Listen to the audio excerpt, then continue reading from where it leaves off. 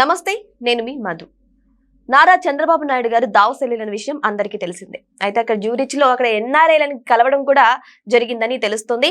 మరి అక్కడ ఎన్ఆర్ఐతో ఏమని డిస్కస్ చేశారు, అక్కడ ఏం జరిగిందనే విషయం గురించి రోజు మనం తెలుసుకుందాం. ప్రస్తుతం మనతో పాటు ఉన్నారు సీనియర్ జర్నలిస్ట్ సిఎస్ రావు గారు.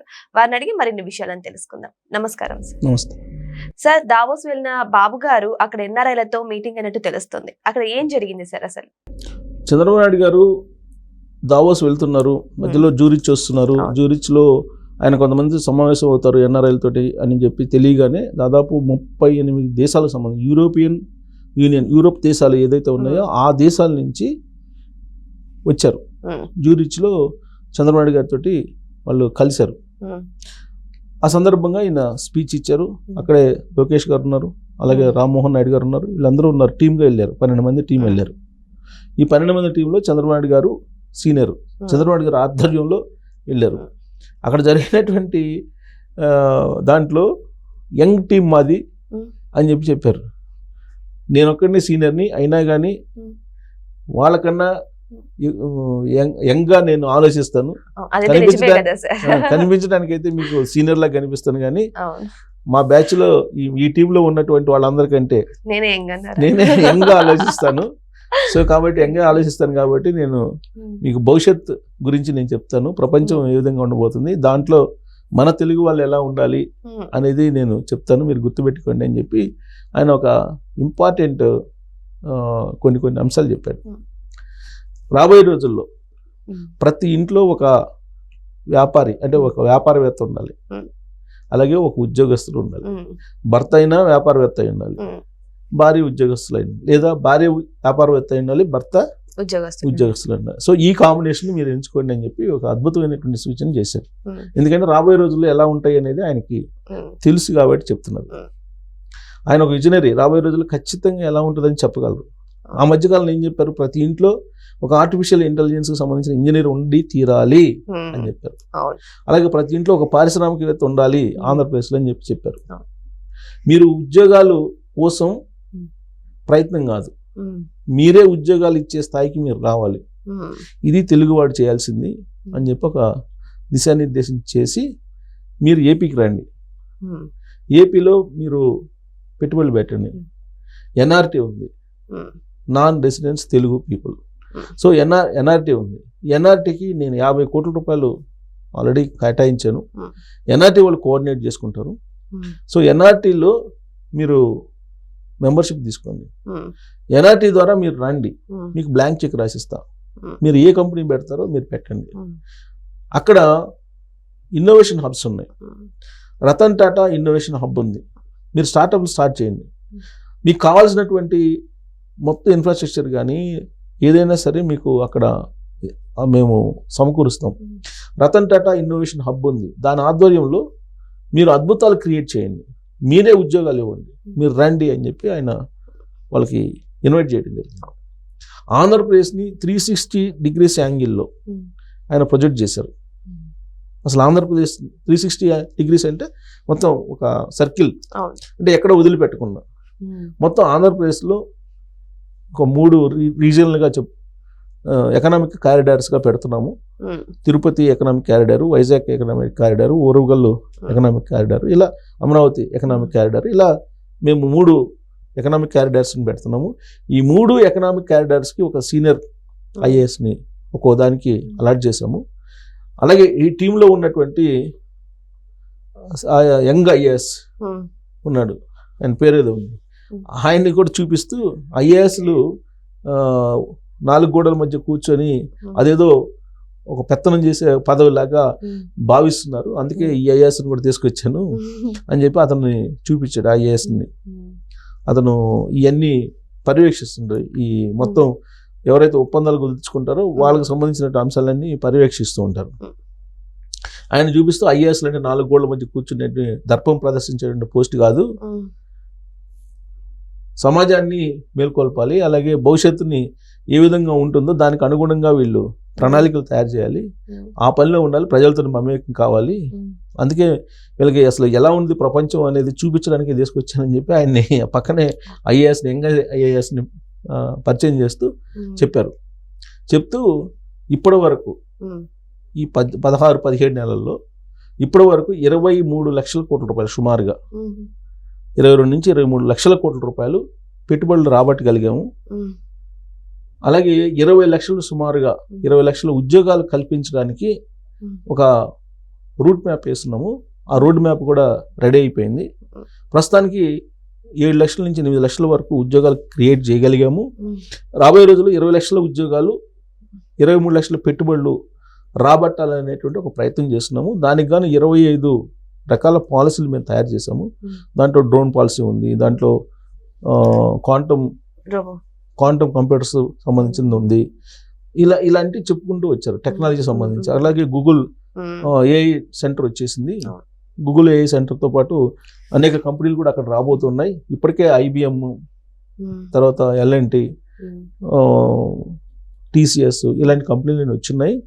ఈ 17-16 నెలల్లో అనుకున్నంతగా సాధించే దిశగా మేము వెళ్తున్నాము. ఒక ఫీల్ గుడ్ ఫ్యాక్టర్ అనేది క్రియేట్ చేయగలిగాము. ఈ ఫీల్ గుడ్ ఫ్యాక్టరీ కారణంగా అనేక మంది ఇండస్ట్రీస్లు వస్తున్నారు, పెట్టుబడులు పెట్టడానికి వాళ్ళు ప్రయత్నం చేస్తున్నారు అని చెప్తూ లోకేష్ గారు కూడా మాట్లాడారు. చంద్రబాబు నాయుడు గారు GPS లాంటి వాళ్ళు, ఆ GPS తోటి మేము వెళ్తుంటాం అని. సో ఆయన ఒక రోడ్డు అంటే దోవ చూపిస్తున్నారు, ఆ దోవలో మేము వెళ్తుంటాము.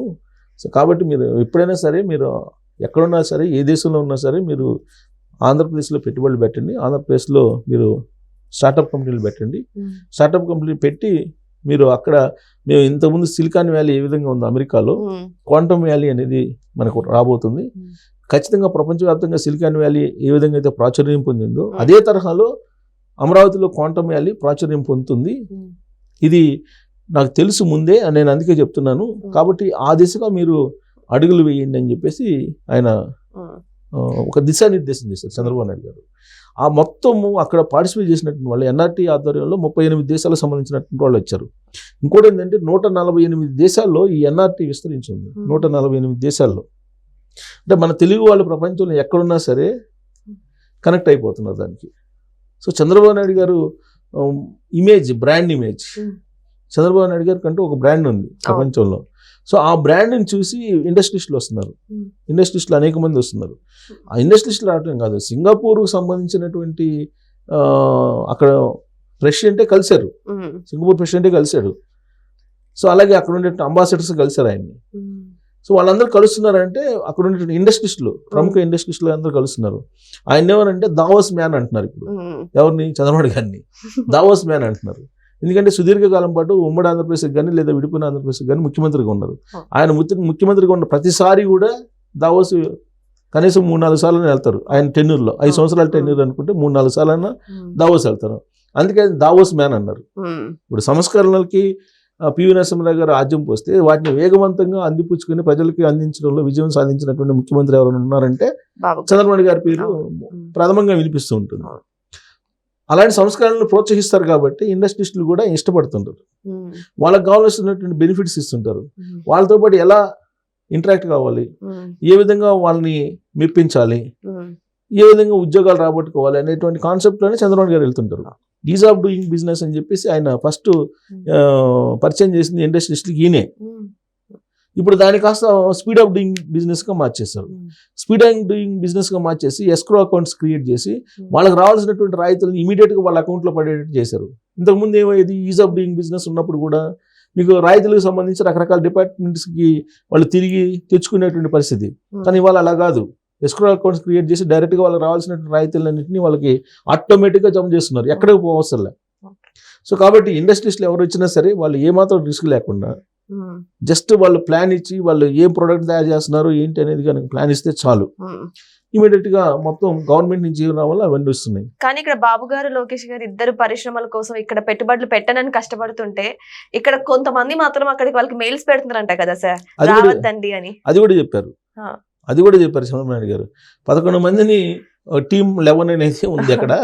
ఈ టీమ్ 11 ఏంటంటే ఎవరిని రాకుండా చేసేటువంటి కార్యక్రమం చేస్తున్నారు. సో కాబట్టి ఇది ప్రతి యుగంలో ఉండేదేను.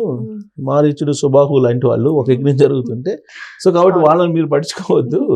మీరు పట్టించుకోవద్దు. వాళ్ళు బాబాయిని ఏ విధంగా చేశారో తెలుసు, కోడికత్తి కేసు తెలుసు, గులకరాయి తెలుసు, ఇవన్నీ తెలుసు కాబట్టి మీరు అలాంటి వాళ్ళని చూసి మీరు భయపడాల్సిన అవసరం లేదు.